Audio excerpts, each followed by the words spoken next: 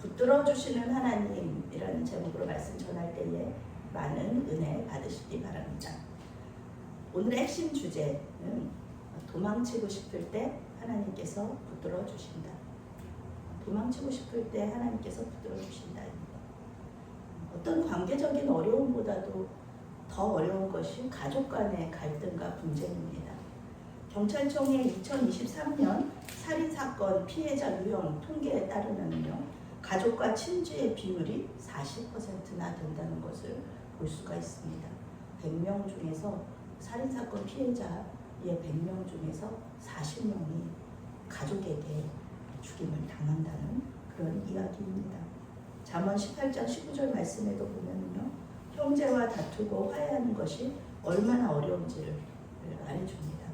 노엽게 한 형제와 화목하기가 견고한 성을 취하기보다 어려운 줄, 이러한 다툼은 산성 문빗장 같으니라. 아멘. 배신당해서 상처받은 이 형제의 마음 문을 열고 화해하는 것이 큰 성읍의 문을 여는 것보다 더 어렵다는 뜻입니다. 어려서는 친하고 가까웠던 형제 자매들이 나이 들면서 멀어지는 것은 어떻게 보면 자연스러운 일이에요. 자기들만의 가족이 생기니까 그들과 이렇게 사이가 가까워지면서 원가족이라고 하죠. 원가족들하고는 멀어지게 되죠. 그런데 이제 가족들이 또 같이 모이게 되는 날에는 또 친하게 지내고, 또 서로의 가족 안에서는 또 멀어지고, 이렇게 되는 것이 자연스러운 일입니다. 그런데 가족 간의 갈등 때문에 사이가 멀어지는 것은 전혀 다른 문제죠. 다시 예전처럼 화목해지지가 않는다는 겁니다. 갈등과 분쟁이 생겨서 멀어진다면 이 관계가 다시 가까워지기는 너무너무 힘들다는 겁니다. 오늘 아버지가 계신 가나안 땅으로 돌아가는 이 야곱에게도 큰 장벽이 하나 있는데요. 정말 마지막으로 넘어야 될 장벽이라고 할 정도로 굉장히 큰 장벽인데 바로 에서와의 관계입니다. 하나님께서 참 재밌는 분이세요. 아버지의 집으로 가기 위해서는 이 형을 반드시 만나게 해놓으셨어요. 하나님께서 야곱에게 약속의 땅인 가나안으로 돌아가라고 하신 후에 야곱은 계속해서 장벽을 뛰어넘으면서 국경 지역에 도착을 했습니다. 고향으로 돌아가는 데 있어서 어려운 일이었던 아내들의 동의도 얻었고요. 외삼촌이면서 장인인 라반과 평화조약도 잘 맺었습니다. 하나님의 말씀에 순종해서 가는 길입니다. 아버지가 계신 곳이에요. 그런데 그 길이 평탄하지 않고 험난하다는 겁니다. 에서와의 갈등, 이 큰 장벽이에요. 야곱이 넘어야 될 큰 장벽입니다. 야곱은 에서에게 팥죽 한 그릇에, 그렇게 배고파하는 형한테 팥죽 한 그릇 주면 좀 다오 그랬더니, 그럼 네 장자권을 팔아, 형의 장자권을 팔아, 그러면 줄게, 이러면서 형한테 정말 싼 값에 장자권을 샀고요. 아버지 이삭을 속였어요. 그래서 아버지가 너 에서 맞지? 에서 맞지? 계속 그러는데 한 번도 에서 맞다는 얘기 안 하고 아버지 거짓말하고 속여가지고 형의 축복권도 빼앗은 사람이 바로 이 야곱입니다. 당연히 에서는 야곱을 죽이려고 하죠. 무슨 동생이 그렇게 형을 그렇게 배신하고 아버지를 속이고. 그래서 이 에서가 야곱을 죽이려고 하니까 어머니 리브가가 이 야곱을 외삼촌한테 이렇게 보낸 거잖아요. 아무리 시간이 약이라고 하지만 사랑하는 어머니가 동생과 짜고서 자신과 아버지를 속였다는 것, 그것을 쉽게 잊을 수는 없습니다. 20년이 지났어요. 그 상처가 그대로일 수밖에 없습니다. 왜냐하면 야곱이 형한테 미안하단 말을 안 했어요. 어머니도 미안하단 말 했다는 그런 성경이, 그런 내용이 없어요. 에서는 야곱이 하란으로 떠난 후에 자기도 집을 떠나요. 세일산으로 갑니다. 세일산은 지금의 요르단이에요. 결정적으로 에서가 야곱의 땅을 유업으로 받지 못한 이유입니다. 가나안 땅을 떠났어요. 그리고 돌아가지 않습니다. 그가 얼마나 가족들한테 상처받았는지를 잘 보여주는 거죠. 야곱은 고향으로 돌아가지만 에서는 고향을 떠나서 세일산에 정착합니다. 세일산은 지금의 요르단의 페트라 지역이에요. 페트라를 가보신 분들도 계실 텐데 굉장히 높은 고지대에 있습니다.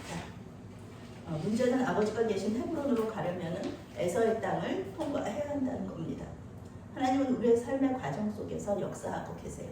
그러면서 반드시 풀고 가야 할 문제가 있으면 그 문제가 풀릴 때까지 하나님께서 계속 기다리시는 거예요. 그 문제를 피해서 가잖아요. 다른 곳으로 가잖아요. 그러면 그 문제랑 똑같은 것이 기다리고 있어요. 그 문제를 풀어서 성숙이 이루어져야 다음 단계로 넘어갈 수 있도록 우리를 이끄시는 거죠. 물론 하나님이 이러한 위험한 상황 속으로 우리를 홀로 들여보내시지는 않습니다. 하나님은 야곱과 그의 일행을 지키시기 위해서 천사들을 보내서 보호하셔요. 야곱은 이미 베델에서 천사들을 만난 적이 있어요. 한번 봤어요. 그래서 눈앞에 나타난 천사들을 알아봅니다. 성경에 나오죠. 알아봤다. 그 땅 이름을 그리고 마하나임이라고 불렀어요. 두 개의 군대라는 뜻입니다. 야곱은 하나님의 군대가 자신을 지켜서 고향으로 안전하게 돌아가게 할 것을 알게 됩니다. 이것은 야곱이 베델에서 하나님과 약속한 거예요. 창세기 28장 21절이죠. 내가 평안히 아버지 집으로 돌아가게 하시오면 여호와께서 나의 하나님이 되실 것이요. 야곱은 하나님의 군대에 용기를 얻고 에서에게 종을 보내요. 나 지금 형한테 가고 있어요. 이렇게 알려주는 겁니다. 야곱도 자기가 지은 죄를 알고 있어요. 그때는 그냥 자기가 축복공도 받고 싶고 장자권도 받으려고 그렇게 말도 안 되는 그런 편법을 썼는데 이게 돌아보고 나니까 20년 동안 고생을 하고 보니까 그게 얼마나 큰 잘못이었는지 깨닫게 되는 거예요. 납작 엎드려서 에서를 주인님으로 부릅니다. 그리고 자신은 에서의 종이라고 얘기해요. 바뀌었죠. 야곱이 축복을 받을 때 이삭이 뭐라 그랬냐면은 너는 형제의 주인이 될 거다. 그렇게 얘기했거든요. 그런데 자기가 스스로 얘기하는 거예요. 나는 형의 종이라. 이렇게 얘기하는 거예요. 또한 엄청난 규모의 선물을 보내서 에서의 마음을 누그러뜨리려고 그런 계획을 세웁니다. 잘못한 정도에 따라서 말로만 미안해요, 죄송해요 라고 얘기했을 때 용서받는 그럴 수도 있어요. 그런데 이 잘못하면은요, 잘못한 그 강도가 세면은요, 돈도 보상을 해야 되고요. 그리고 신체적으로도 구속당해요. 교도소를 누가 가야 되고요.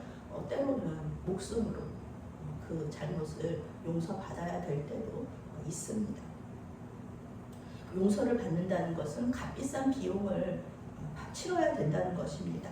우리는 하나님께서 우리를 용서해 주신다는 게 굉장히 싸구려처럼 생각할 때가 있어요. 전혀 아니죠. 하나님이 세상에 사람으로 오셔서 십자가에서 죽으셨다는 것, 그 피값, 그 예수님의 피값이 바로 우리의 용서받은 그 대가라는 겁니다. 이 세상에 공짜는 없습니다. 예수님의 보혈, 그 위대하신 분이, 그 대단하신 분이 우리를 위해서 죽으셨다는 것, 그것이 우리가 용서받은 그 대가라는 겁니다. 야곱은 자신이 에서를 피해서 무슨 큰 전쟁 준비를 한 것이 아니다 이렇게 얘기해요. 나는 그냥 외삼촌한테 도망가서 살았고 그리고 이렇게 일했고 종으로서 일했고 재산도 많이 모았기 때문에 아버지의 유산이 필요 없습니다. 그저 원하는 것은 형과 화해하는 거다. 아버지의 축복권, 장자권 다 필요 없습니다. 나는 형과 화해하는 것, 형이 나를 용서해 주는 것, 그거밖에는 나는 원하는 게 없습니다. 알려줘요.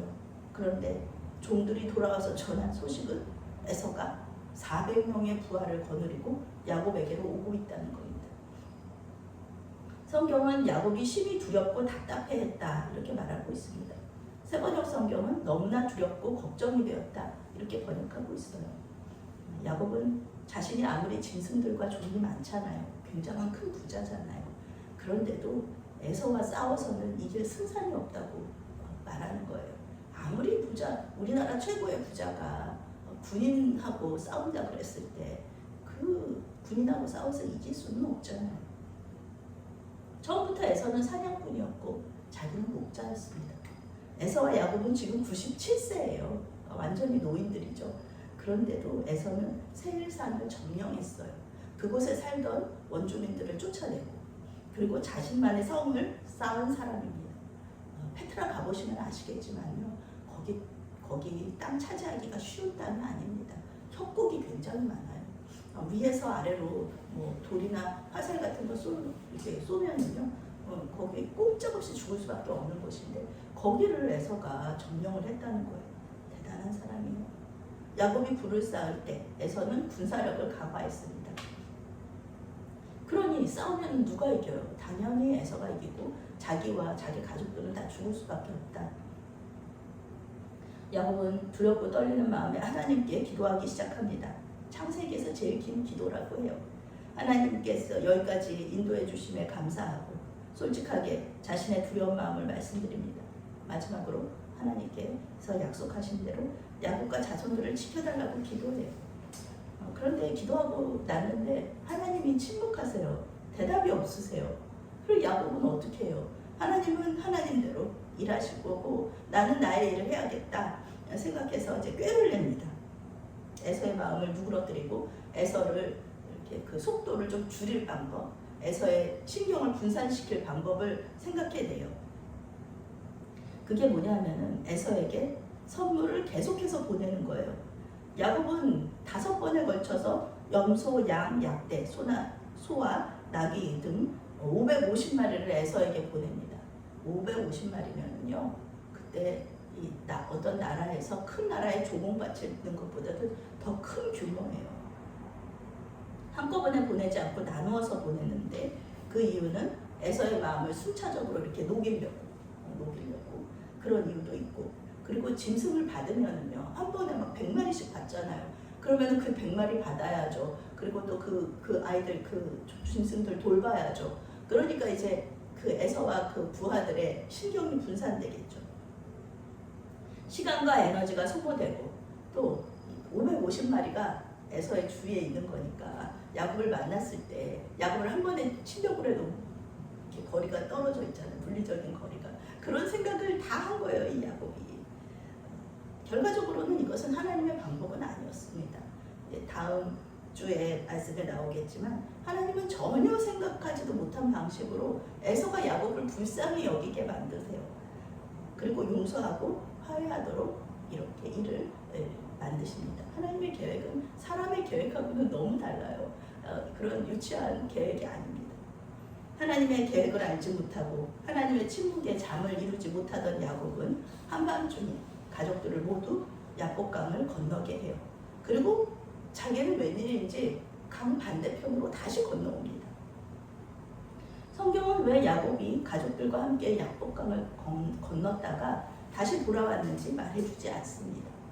24절, 25절 말씀 함께 읽겠습니다. 야곱은 홀로 남았더니 어떤 사람이 날이 새도록 야곱과 씨름하다가 자기가 야곱을 이기지 못함을 보고 그가 야곱의 허벅지 관절을 치매 야곱의 허벅지 관절이 그 사람과 씨름할 때에 어긋났더라. 아멘. 야곱은 다시 야복강을 건너서 홀로 밤을 지새고 있었습니다. 용서를 구한 사람과 용서를 비는 사람이 있어요. 용서를 구하는 사람, 용서를 해줄 사람이 있어요. 그런데 내가 정말 잘못해서 용서해 주세요, 죄송해요 라고 얘기했는데 상대방이 그래요, 정말 용서해 줄게요 라고 얘기해야 될 의무가 있을까요? 아니죠. 에서는 용서하지 않을 권리가 있어요. 어쩌면 야곱은 이 상황을 피하기 위해서 홀로 도망칠 생각을 했을 수도 있습니다. 우리는 때때로 어려운 문제에 직면했을 때 돌파하기보다는 도망치고 싶을 때가 있죠. 그런데 하나님은 야곱과 함께 계시겠다고 약속하신 그대로 야곱을 홀로 두시지 않습니다. 그곳에서 성경은 어떤 사람이 갑자기 나타나서 야곱을 붙잡고 동이 틀 때까지 씨름했다 이렇게 말하고 있습니다. 도망칠 수 없어요. 그 상황에서 도망칠 수 없어요. 왜냐하면 어떤 사람이 나타나서 야곱을 계속 붙들고 씨름을 하는 거예요. 야곱이 에서라는 큰 장벽 앞에서 도망치고 싶었을 때 하나님은 아침까지 야곱을 붙잡고 계시는 거예요. 우리의 감정과 생각이라는 것은 이렇게 흘러가잖아요. 심하게 요동치다가도 시간이 지나면은 잠잠해지고 논리적이 됩니다. 근데 밤에는 좀 감정적이 되는 게 사실이잖아요. 밤에 야곱이 어떻게 하지 막 걱정되고 하나님께 기도하면서 도망치고 싶을 때, 그런데 이제 아침이 되면은 제정신이 차려지잖아요. 내가 여기서 도망치면 안 되지. 하나님의 말씀에 순종해야 되고, 내 아내와 자식들도 있고, 내가 돌봐야 될 종들도 있고, 짐승들도 있고, 도망칠 수 없지. 야곱이 순간적으로 도망치고 싶었을지 모르지만 하나님과 씨름하는 그 시간 동안, 그 시간이 지나면서 자기 제정신을 차리게 되는 거예요. 야곱은 비록 97세의 나이였지만 승부욕이라고 하면은 누구에게도 지지 않죠. 오죽하면 에서의 발꿈치를 잡고 나왔을 거예요. 야곱과 씨름하던 사람은 시간이 지났는데 슬슬 봐줘요. 그러다가 아침이 되려고 하자 원래 자기의 힘을 사용합니다. 무엇이냐면 야곱의 환도뼈를 친 거예요. 환도뼈는 이 골반뼈, 여기 골반뼈 있죠. 골반뼈와 이 허벅지 뼈를 연결하는 그런 관절, 그것을 이어주는 그 뼈를 환도뼈라고 해요. 그런데 야곱이 환도뼈를 딱 맞았는데 탈구가 딱 돼버린 거예요. 그러니까 이 야곱이 생각하기에 상대방이 자기 환도뼈를 살짝 쳤는데 탈골이 되는 것을 보면서 깜짝 놀랍니다. 사람의 힘이 아니다. 사람의 힘으로 가능한 일이 아니다. 만약에 힘이 너무 셌으면 환도뼈가 탈골이 되는 걸로 끝나지 않죠. 뼈가 부러져야 되죠. 근데 이 사람이 굉장히 손을 조심스럽게 해가지고 이 탈구가 되는 정도에만 딱 멈추는 것을 보면서 그 고통 속에서도 야곱은 그 사람이 보통 사람이 아니라는 것을 믿고, 이제는 그 사람이 야곱을 꽉 붙들고 있었는데 이제는 야곱이 그 사람을 꽉 붙들고 있는 거예요. 바뀌었어요.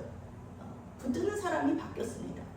지금까지는 야곱이 붙잡힌 바가 됐었는데 이제는 야곱이 그를 강하게 붙잡는 거예요.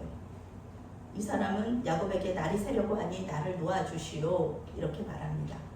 유대교 전승에서는 이 사람이 하나님의 천사였고 아침에 찬양하는 일을 하기 때문에 맡고 있었기 때문에 가야만 했다고 얘기합니다. 우리도 전설의 고향 같은 거 보면 귀신이 새벽닭이 울면 막 떠나잖아요. 그런 미신적인 이야기가 있는데 그런 것은 성경에는 없는 전설 같은 이야기입니다. 하나님은 야곱의 믿음의 차원을 지금 완전히 바꾸어 주려고 계획을 가지고 씨름하고 계세요. 시간이 그렇게 큰 변수가 되지는 않습니다. 야곱은 축복을 좋아하는 사람이에요. 축복 받는다 그러면은 자기가 형인 것처럼 해서 축복을 받잖아요. 그러니 이 사람의 축복을 반드시 받고 싶은 거예요. 당신이 내게 축복하지 아니하면 가게 하지 아니하겠나이다. 이미 환도뼈의 상태를 보고 하나님이신 것을 이 사람이 사람이 아닌 것을 알게 됐으니까 반드시 축복을 받고야 말겠다 결심하고 그 사람을 꽉 붙잡습니다. 27절, 28절 말씀 이게 있습니다. 29절까지 함께 있습니다. 그 사람이 그에게 이르되 내 이름이 무엇이냐? 그가 이르되 야곱이니이다. 그가 이르되 내 이름을 다시는 야곱이라 부를 것이 아니요 이스라엘이라 부를 것이니 이는 내가 하나님과 및 사람과 겨루어 이겼습니다. 야곱이 청하여 이르되 당신의 이름을 알려주소서. 그 사람이 이르되 어찌하여 내 이름을 묻느냐고 거기서 야곱에게 축복한지라. 야곱이 그 사람에게 받고 싶었던 축복은요, 에서가 자기 자신을 죽이지 않게 해달라는 것이었습니다. 그런데 그 사람은 전혀 다른 축복을 해줘요. 야곱이 원하는 것이 아니었습니다. 내 이름이 무엇이냐 먼저 물어요. 구약과 신약의 하나님, 우리 예수님도 항상 이런 질문하시죠. 내가 누구냐? 내 이름이 무엇이냐? 너 무엇을 원하느냐?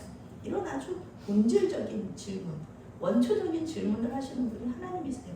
이분이 그러니까 우리 누군지 알겠죠? 이분은 하나님이시죠. 내가 누구인지, 그리고 나에게 하나님은 어떤 분이신지를 하나님 물어보셔요. 이 질문에 대한 대답이 모두 나와요. 보통 그 사람의 정체성, 신앙 고백이 이 대답 속에 들어 있습니다. 야곱도 마찬가지예요. 야곱은 자기 이름이 야곱이라고 대답해요. 야곱은 속이는 자, 발 뒤꿈치를 잡는 자라는 뜻입니다. 하나님과 아무 상관없이 그저 자기 힘으로 사기치면서 이 세상을 살아왔다는 고백이 그의 이름 속에 들어 있습니다. 또한 그 고백 속에는 다시는 그렇게 살고 싶지 않다. 이제부터는 그런 삶을 살고 싶지 않다는 자신의 소망이 회개가 들어 있습니다. 아무리 많은 재산을 모았다고 해도요, 죽으면 그만입니다. 제가 이제 지난주에 그 머리 파마하러 미자원 갔었는데요. 거기 원장님하고 거기 계신 분들이 다 그러시는 거예요. 어떤 분이 그 동네에서 제일 좋은 아파트에 사신대요. 그런데 그분이 몸이 아파가지고 병원에 입원하셨는데 집으로 돌아오시지 못하고 자녀들이 요양원으로 모신다고 했다는 거예요. 그러면서 하시는 말씀들이 좋은 데서 살면 뭐하냐, 죽으면 그만이다, 이런 얘기 하시는 거예요. 야곱도 마찬가지예요. 지금 이 어마어마한 부자입니다. 이 야곱이 거부가 돼서 돌아가요. 그런데 바로 집에도 못 가고 집 앞에서 형한테 죽임을 당한다 그러면 그게 무슨 소용이 있는 것이냐 하는 것이죠. 에서에게 목숨을 위협받고 있는 이 상황 속에서 그 사실을 깨닫는 거예요.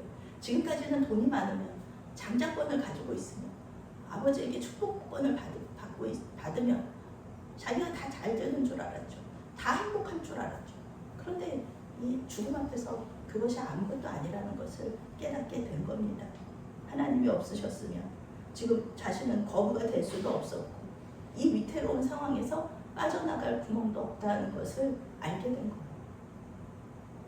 그리고 하나님을 붙잡고 계속 말하잖아요. 호세아 선지자는 이 모든 과정이 기도라고 말하고 있습니다.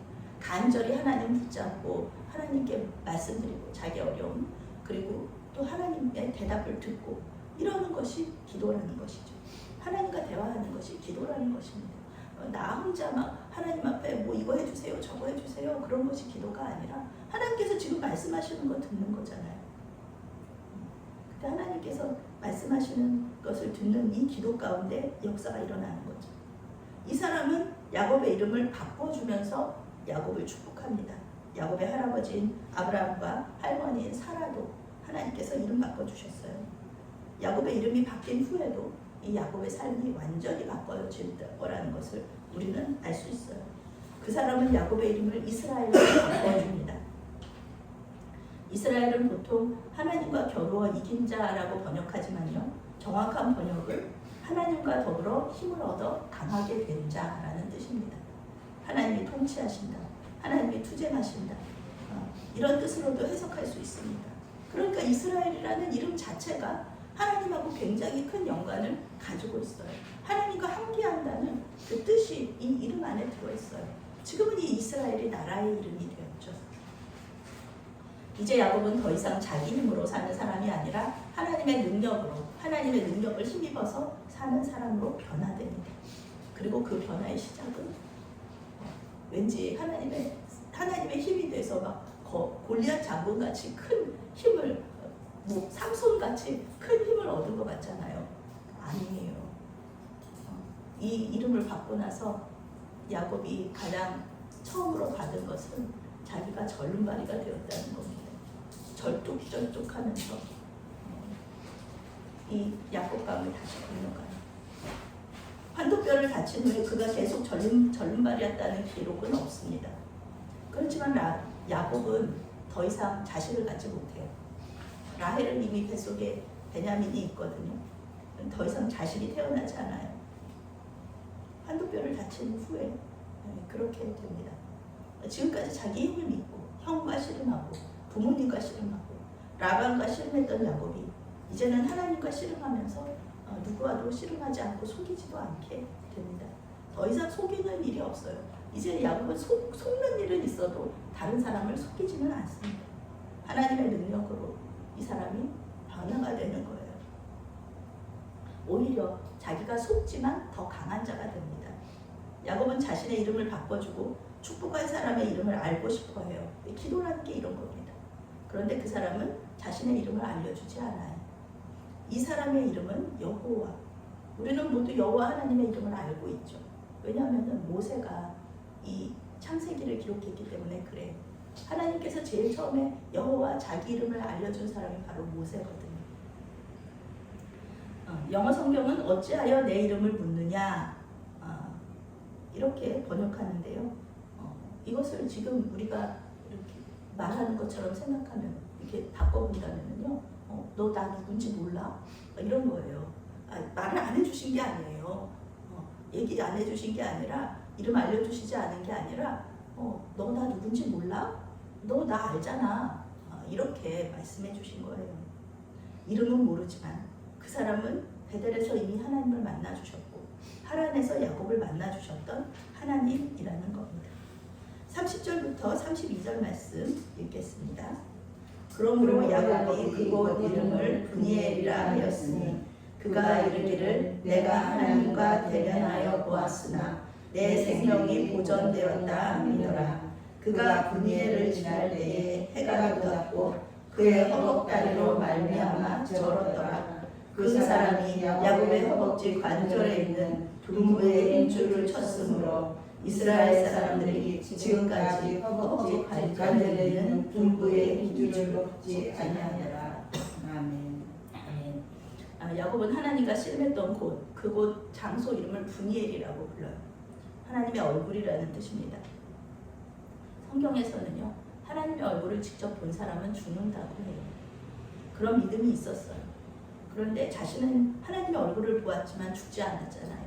그러니까 그것을 기념하기 위해서 브니엘이라고 이름을 지은 거예요. 하나님의 얼굴을 본 사람이 살았어요. 그러면은 에서의 얼굴을 본다고 해서 야곱이 죽겠느냐? 아니라는 거죠. 야곱은 하나님을 보고서도 산 사람이기 때문에 에서를 보고서 죽지 않을 거라는 그 믿음의 확신을 가지게 된 거예요. 야곱은 쩔뚝이면서 다시 야복강을 건넙니다. 에서를 만나서 용서를 빌고 화해할 용기, 그것을 하나님과의 이 씨름에서 얻었기 때문이죠. 이제 에서를 만날 사람은 야곱이 아니에요. 속이는 자, 발뒤꿈치 잡는 자, 자기 힘으로 무언가를 하려고 하는 그 사람이 아니라 이스라엘, 하나님의 능력을 받아서 새로운 사람이 된 이스라엘이 야곱을, 이 에서를 만나러 가는 것입니다. 야곱이 하나님과 씨름하여서 이름이 바뀌게 된 이 사연은요, 자손들에게 계속해서 퍼집니다. 전해집니다. 그 사연을 기념하기 위해서 이스라엘 사람들은 모세가 창세기를 기록하는 그날까지 허벅지 관절에 있는 둔부의 힘줄을 먹지 않습니다. 이 이야기는 아버지에게서 아들로 계속해서 전승되고요, 용기를 잃은 사람들에게 새롭게 용기를 내게 하는 계기가 되었을 것입니다. 저는 지난 월요일과 화요일에 외연도로 중보기도 여행을 다녀왔습니다. 외연도는 대천항에서 서쪽으로 가장 끝에 있는, 가장 멀리 있는 섬입니다. 120호가 지금 살고 있어요. 종교시설은 2개가 있는데요. 그 외연도 감리교회하고 전횡 장군을 신으로 모시는 사당이 2개가 있습니다. 예전에는 사람들이 많이 살아서요, 아주 초등학교도 큼직해요. 발전소도 있고요. 그런데 지금은 학생이 3명이라고 합니다. 2명이 곧 졸업을 하고요, 이제 1명 남는 거예요. 그 큰 학교에 그 1명이 다니게 되는 거죠. 화요일 아침에 이제 외연도 교회 목사님하고 큰 개를 데리고 목사님 그 댁을 방문한, 그 교회를 방문한 안산에 있는 교회의 어떤 장로님하고 셋이서 사당이 있는 당산에 올라가 보았습니다. 뱀이 많기 때문에 외연도에는, 그래서 꼭 개를 데리고 가야 된다고 합니다. 혼자 갔다라면 저는 들어가지도 못했을 거예요. 아주 그 초입부터 울창한 숲이 우거져 있는데요, 그 숲이 상쾌하고 아름다운 것이 아니라 굉장히 어둡고 음침한 그런 분위기, 그런 느낌이 들었습니다. 당제를 지내는 장소에 올라갔어요. 예전에는 목사님 오시기 전에는 그 당제를 지낼 때 살아있는 소를 거기서 잡아서 이 장군에게 제물로 바쳤다는 거예요. 그러니 사람들이 얼마나 그 흥분하는 그런 것들이 얼마나 그곳에 많았겠습니다. 악한 에너지, 좋지 못한 에너지가 가득한 거죠. 외연도교회 목사님이 그곳에 7년 계셨다는데, 그곳에 계시면서 이렇게 하는 것은 동물 학대다, 그렇게 얘기하시면서 이 죽은 동물을 그 자리에서 죽이는, 소를 그 자리에서 죽이는 그런 일은 이제 멈춰졌다고 합니다. 이제는 그 멀리서 소를 이제 고기를 잡아서 고기를 이렇게 드리고 끓여놓고 이런 일들을 한다고 목사님이 얘기를 해주셨어요. 당제를 지내는 장소에 올라가서 기도하고 이 땅의 주인이 전행장군이 아니라 우리 하나님이시면서 이곳에도 무소부지하신 주님이 계심을 선포하고 내려왔습니다. 외연도는 그리 큰 섬이 아니기 때문에 방파제를 한 바퀴 돌면은요, 이 섬을 전체를 도는 그런 코스예요. 교회가 거의 중간에 위치해 있습니다.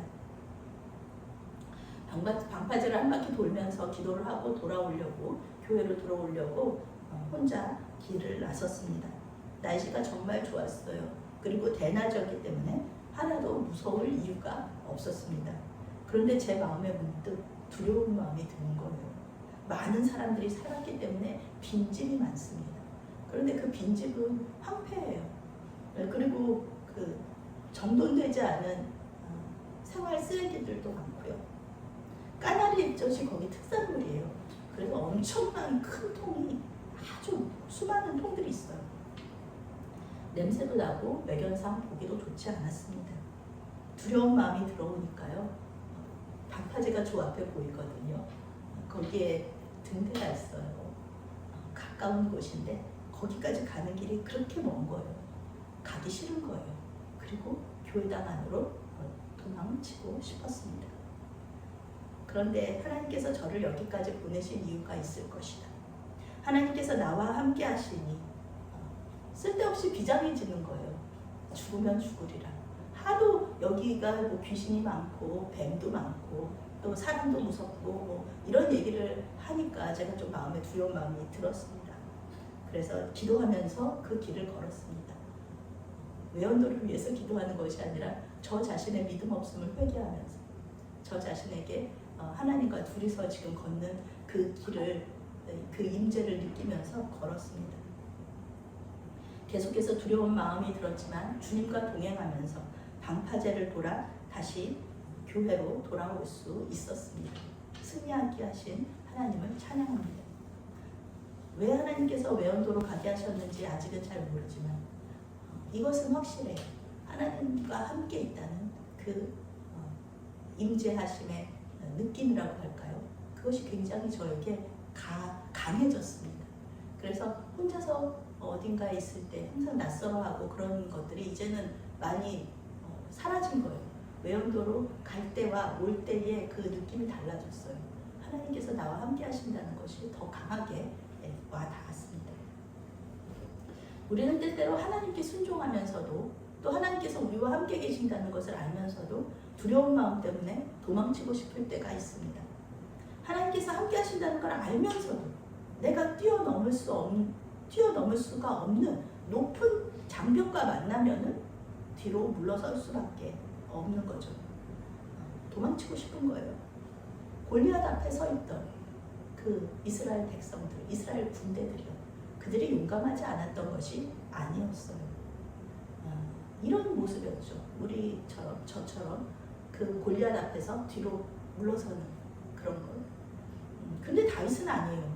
다윗은 골리앗 앞에서 앞으로 달려나가거든요. 이 이스라엘 군대는 뒤로 멈칫멈칫 물러서는데 다윗은 앞으로 달려갑니다. 뭐가 다른가요? 다윗에게는 하나님이 함께 하신다는 믿음이 있었어요.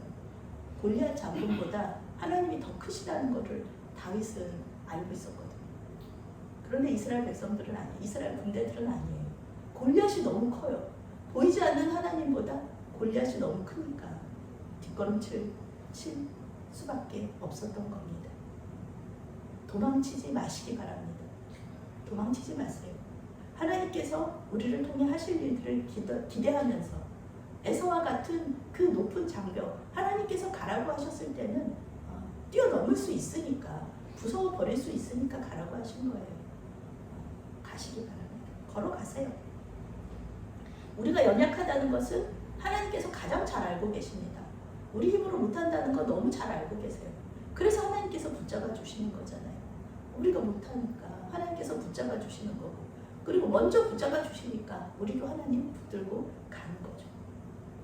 그 연약함 그대로 나갈 때 하나님은 우리를 도와주시고 우리를 통해서 큰 역사를 이루어 가신다는 것을 믿으시기 바랍니다. 절뚝절뚝 거리면서 절면서도 가는 거예요. 무서워하면서도 가는 거예요. 예수님을 믿은 후부터 우리는 우리 힘이 아니라 하나님의 힘으로 살겠다고 고백하고 그렇게 지금까지 살아왔어요. 우리가 넘어가는 장벽이 또 얼마나 많습니까? 우리는 그런 존재들입니다. 앞으로 남은 시간들을 주님을 붙잡고 동행하심으로써 모든 어려운 난관들 지금까지로 끝나지 않죠. 우리는 하나님 나라에 들어갈 때까지 계속 이 난관들을 뛰어넘어가면서 부수고 가면서 믿음의 성숙을 이루어 간다는 것입니다. 주님의 십자가의 길을 따라가시기 바랍니다. 주님과 동행하면서 주님의 능력을 힘입어서 마지막 날까지 이 믿음의 여정을 계속하시는 저와 여러분이 되시기를 바라겠습니다. 아멘.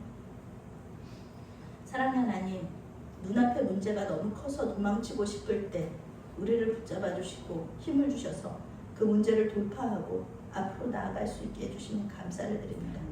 우리가 주님을 붙잡기 전에 이미 주님께서는 우리를 붙잡고 계십니다.